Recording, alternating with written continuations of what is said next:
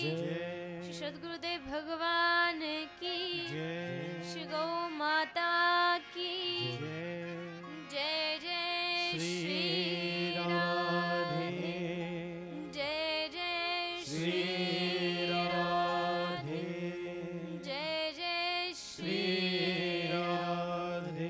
निताई गौर हरि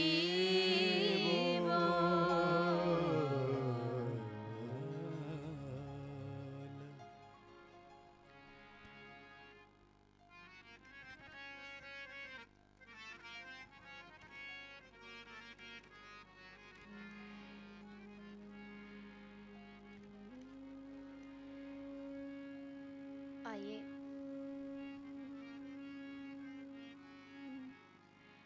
चित सार सिंधु सर्वस्व भगवान श्री राधा गोविंद के चरण कमलों का ध्यान करते हुए सभी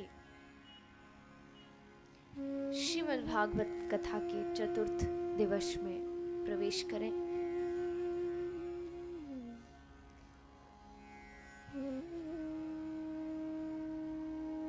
कल आप सभी ने श्रीमद् भागवत के अंतर्गत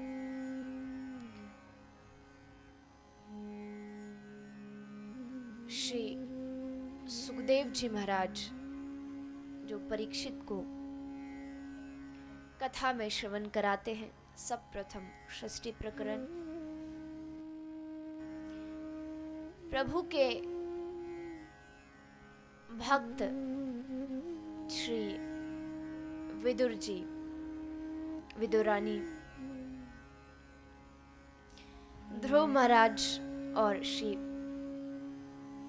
भरत जी, प्रहलाद महाराज, इन सब की कथा आप सबने कथा के अंतर्गत कल श्रवण की।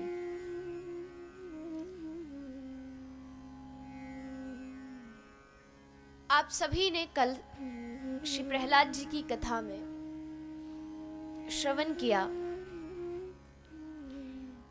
पिता हिरण्यकश्यपु ने बहुत चेष्टा की, बहुत प्रयास किया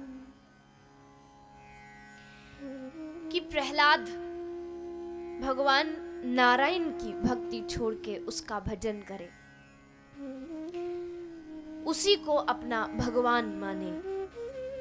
गुरु संड और मृक से भी प्रयास कराया। गुरु संड और मृक ने भी प्रहलाद को बड़ा समझाया, बेटा क्या उस नारायण का भजन करते हो, वो काला, उसके अंदर कोई गुण नहीं।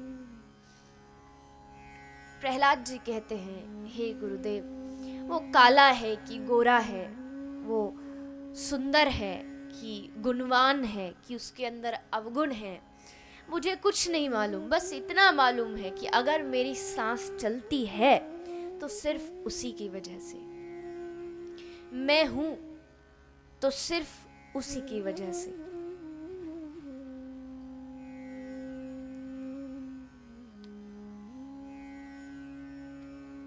पिता की बात नहीं मानी, क्योंकि कई ग्रंथों में भी ये बार बार वेदों ने भी कहा है, दुसंग सर्वथा त्याज्य, दुसंग का त्याग करना चाहिए। जाके प्रिय न राम वैदेही, तजिए कोटि वैरी सम यद्यपि परम स्नेही। कोई कितना भी स्नेही हो, कोई कितना भी प्रिय हो, कोई कितना भी अपना हो, लेकिन अगर वो भगवान के रास्ते पर से आपको रोके, तब उसका त्याग करने में ही आपकी भलाई है, चाहे फिर वो कोई भी हो, कितना भी प्रिय हो।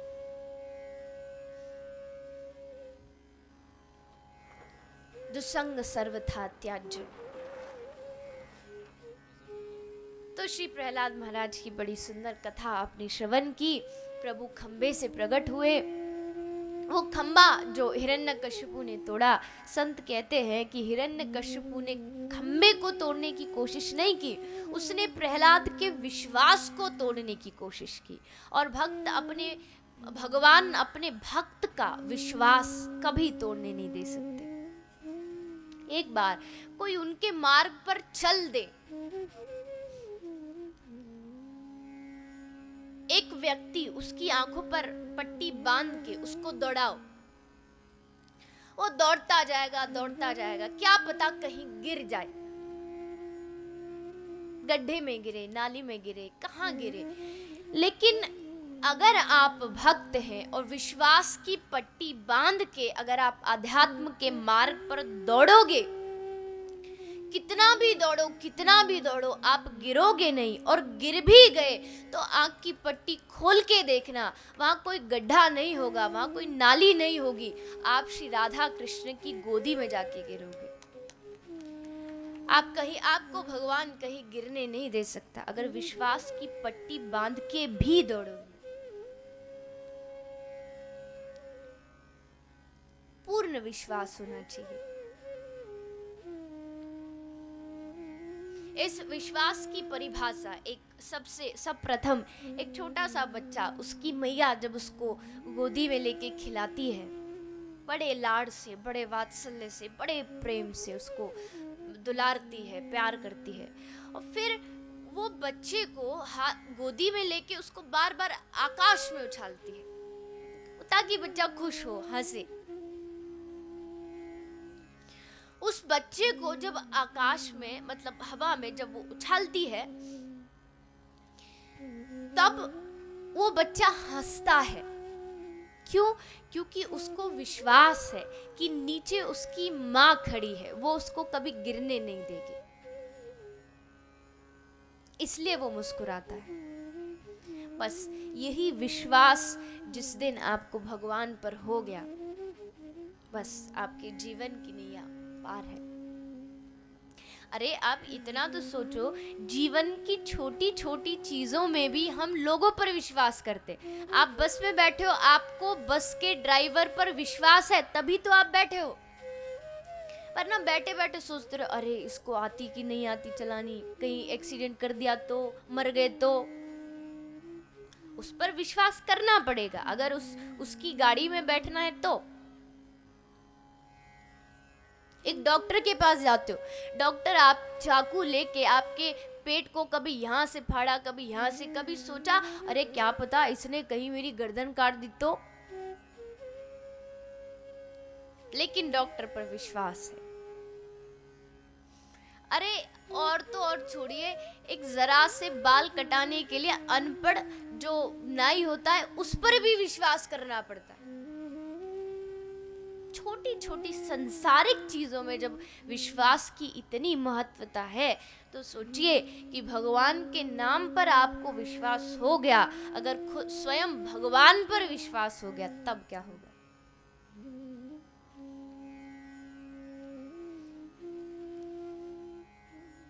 प्रहलाद ने विश्वास किया, इसलिए भगवान वहां आए और प्रहलाद की रक्षा की।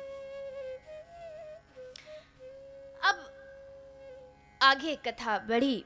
ऐसे ही एक और भक्त जिसने भगवान पर विश्वास किया, कथा आई। श्री सुखदेव जी महाराज कहते हैं, आसिद गिरवरो राजस त्रिकूट इति विश्रुतः। एक त्रिकूट पर्वत पर एक हाथी रहता था, गजेंद्र। बड़ा ताकतवर था, बड़ा शक्तिशाली था। एक बार वो अपने परिवार के साथ वरुण भगवान के बगीचे में स्नान के लिए आया।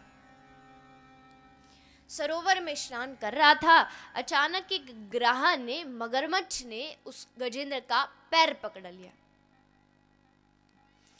जैसे गजेंद्र का पैर पकड़ा, अब हाथी के लिए ये कौन सी बड़ी बात है, हाथी एक सूंड मारे बड़े बड़े पेड़ों को उखाड़ दे।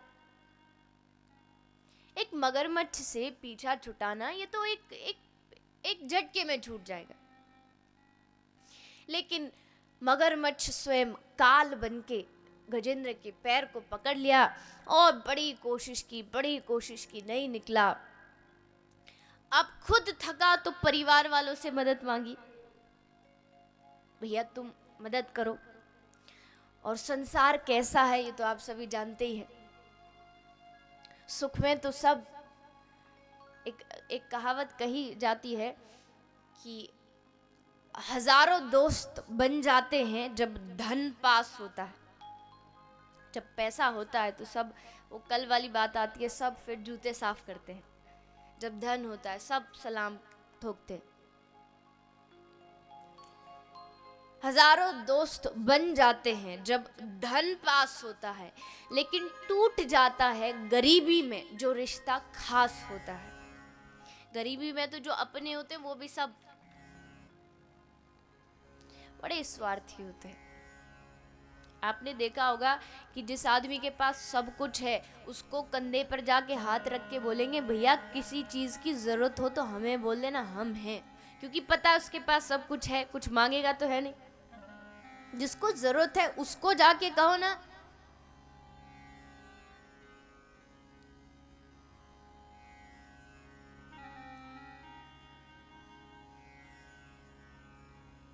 सब स्वार्थी होते। एक व्यक्ति बड़ा रो रहा था, बड़ी जोर जोर से आंसू टपक रहे, बड़े दिल से रो रहा। किसी ने पूछा भैया क्या हुआ?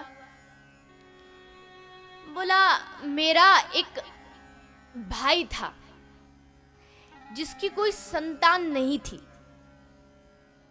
वो मर गया और उसने अपनी पूरी जायदाद मेरे नाम करा दी। जो कुछ उसके पास था, घर, मकान, जमीन, पैसा, सोना, सब मेरे नाम कर दिया। तो दूसरे आदमी ने कहा अरे भैया ये तो बढ़िया बात है, तुझे इतना कुछ मिल गया, क्यों रो रहा है? बोले मेरा एक दूसरा भाई भी था, वो भी निसंतान था, उसको भी संतान नहीं थी, वो भी मर गया।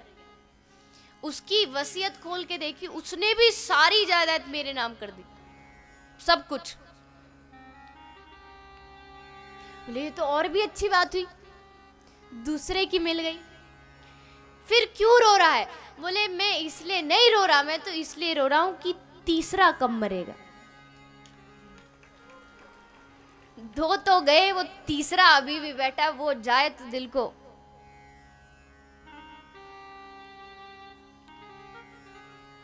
बिक रहा था संसार के बाजार में मेरा लहू, पीछे मुड़ के देखा तो खरीदार मेरे अपने ही थे।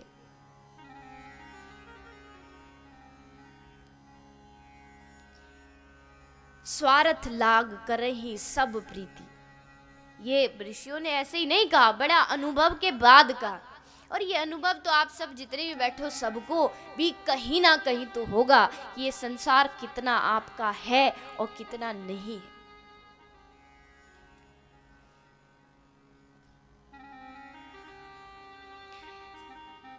खैर सब ने कोशिश की गजेंद्र को निकालने की, नहीं निकला तो सोचा कि चलो अभी इसे छोड़ो, अब क्यों अपना समय व्यर्थ करते हो। सब छोड़ छाड़ के चले गए। अब गजेंद्र अकेला, अब उसकी मदद करने वाला खुद का पूरा जितना सामर्थ्य था सब चला गया, शक्ति नहीं बची, ताकत नहीं बची, परिवार भी छोड़ के चला गया। अब क्या करे? अब किसको कहे कि मेरी रक्षा करो? तब गजेंद्र को किसकी याद आई?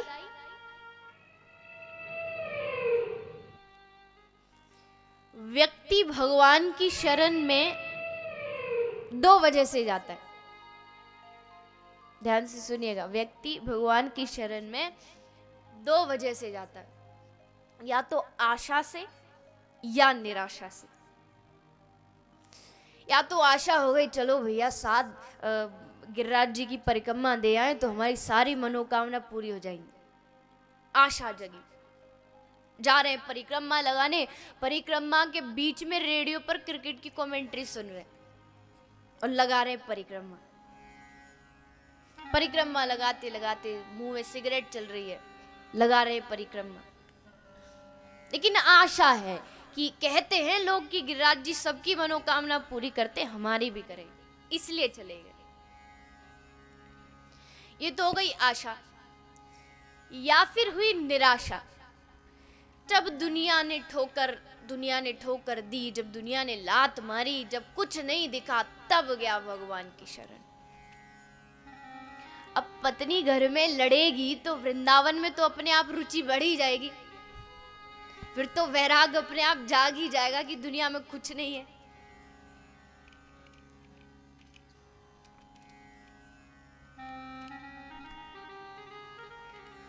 निराशा हो गई। विभीषण राम की शरण में नहीं आया, जब लंकेश ने लात मारी तब आया, जब लात खाई। हाँ चलो ये भी बात ठीक है कि चलो निराशा से आए तो कम से कम भगवान की शरण में ही आए। ऐसा नहीं निराशा हुई तो चलो पब में पीने चले। मुझे पीने का शौक नहीं, पीता हूँ गम बुलाने को। चलो कम से कम ये ठाकुर की शरण में तो आया, इतना भी अच्छा है। कुछ ना से तो ये भी अच्छा है, निराशा से आया। लेकिन जो सच्चा भक्त है वो भगवान की शरण में ना आशा से आता है ना वो निराशा से आता है, वो सिर्फ और सिर्फ भगवान की शरण में पिपासा से और जिज्ञासा से आता है। उसको कुछ नहीं चाहिए भगवान से, जो प्रभु तू दे उसी में मैं खुश हूं।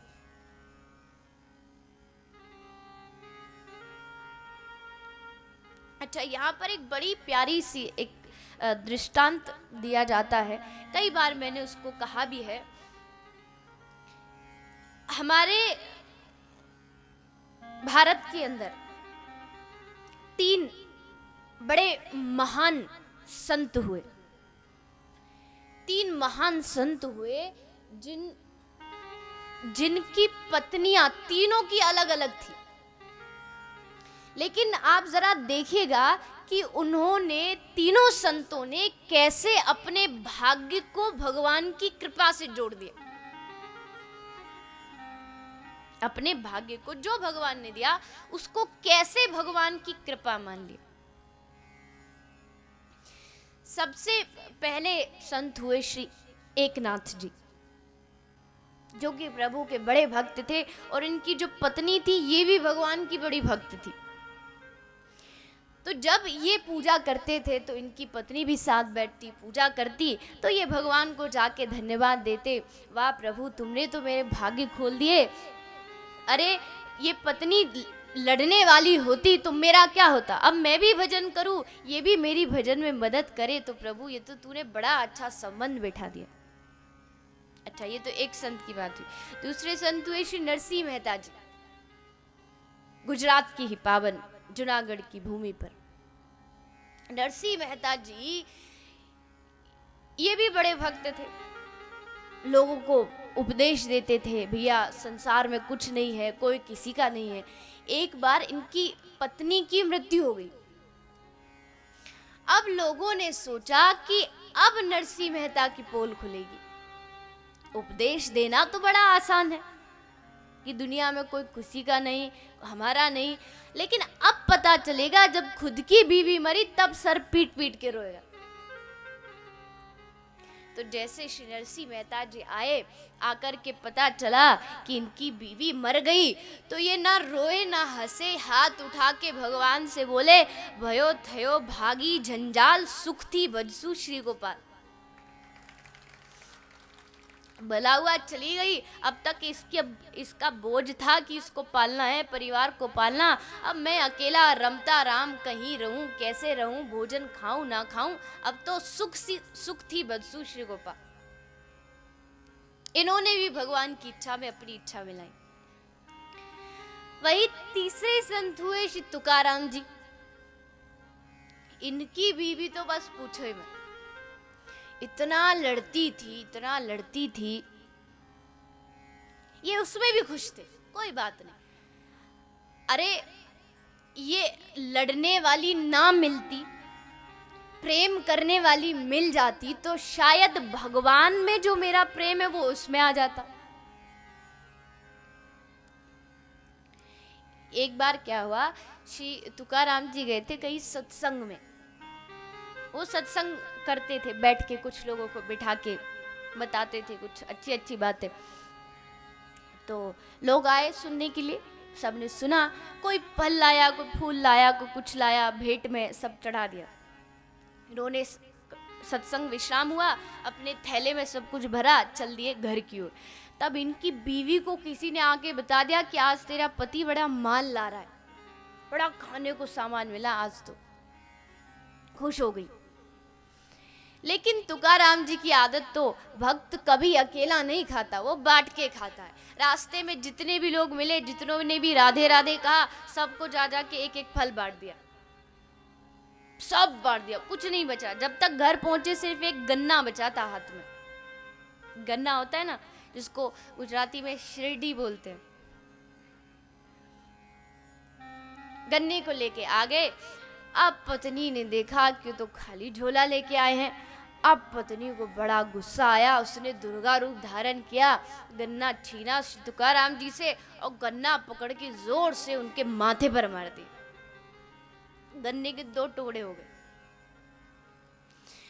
अब कोई आज का पति होता तो चुप बैठता, लेकिन तुकाराम जी ने क्या कहा मालूम है?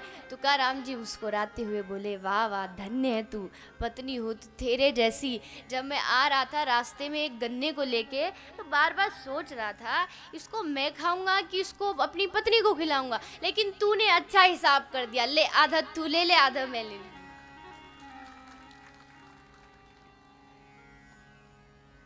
ये संत का लक्षण है, राजी उसमें जिसमें तेरी रजा है। हे प्रभु, जैसा तू रखे, जहां तू रखे, हम उसमें खुश हैं। सुख दे दुख दे, जो करे तेरी मर्जी। अब गजेंद्र को भगवान की याद आई और तब गजेंद्र ने भगवान को पुकारा और हाथ जोड़ करके भगवान से कहता, हे प्रभु, आपने सबको तारा, आपकी शरण में जो आया आपने सबका उद्धार किया, पतितों का भी। भगवान ने सिर्फ भक्तों को, संतों को नहीं तारा, भगवान की शरण में जितने पापी आए प्रभु ने उनको भी तारा। हे प्रभु, आज मेरी बारी है। हे प्रभु, आप कहाँ चले गए? आप आकर के मेरी रक्षा करो। और हाथ जोड़ करके गजेंद्र प्रभु को पुकारते हुए कहता है, ओ बाके बिहारी जी, गिरिवर धारी जी,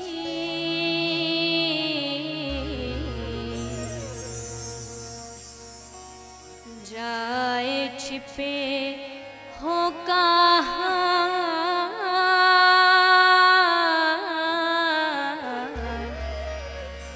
हमारी बारी जी,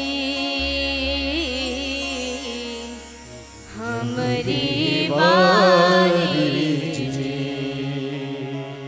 जय जय बाके बिहारी जी, जय जय गिरिवर धारी जी, जय जय बाके बिहारी जी, जय जय गिरिवर धारी जी, जय जय बाके बिहारी जी, जय जय गिरिवर धारी जी, जय जय बाके बिहारी जी, जय जय गिरिवर धारी जी। ओ बाके बिहारी जी, गिरिवर धारी जी, जाए छिपे हो कहाँ, हमारी बारी जी, जाए बारी जी। जय जय बाके बिहारी जी, जय जय गिरिवर धारी जी, जय जय बाके बिहारी, जय जय गिरिवर धारी जी, जय जय बाके बिहारी जी, जय जय गिरिवर धारी जी, जय जय बाके बिहारी, जय जय गिरिवर धारी जी। सभी प्रेम से प्रभु को पुकारते हुए भाव से, श्रद्धा से।